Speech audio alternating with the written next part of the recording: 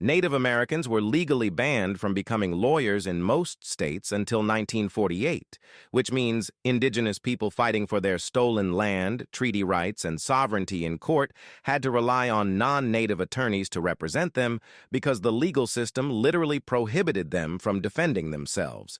Ready to find out how the U.S. created a justice system where native people could be sued and prosecuted but couldn't become the lawyers arguing their own cases?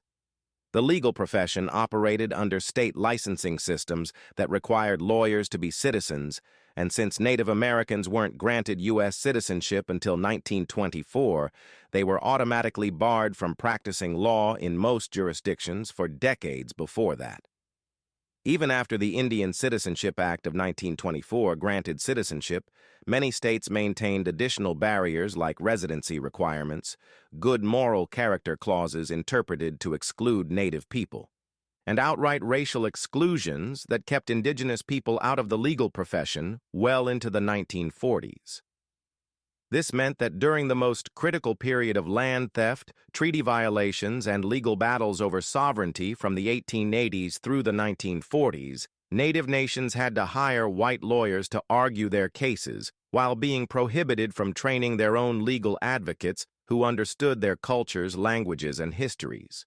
It wasn't until 1948, when legal reformers pushed for changes and post-WWII civil rights awareness began challenging racial barriers, that most remaining state restrictions on Native Americans becoming lawyers were finally removed or stopped being enforced. Imagine fighting for your land in court, but being told you can't represent yourself or your nation because of your race.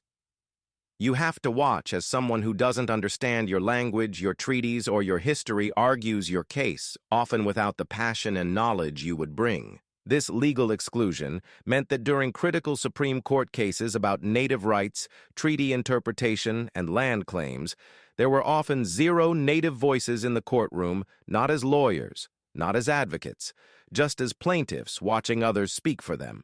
By prohibiting Native people from becoming lawyers, the U.S. ensured that the legal system interpreting treaties, adjudicating land claims, and defining tribal sovereignty was controlled entirely by the same government and culture that was actively trying to eliminate indigenous nations. The timing is devastating. The Major Crimes Act in 1885, the Dawes Act in 1887, and countless treaty violations were all litigated during a period when Native people were banned from the legal profession, the laws that dismantled tribal sovereignty.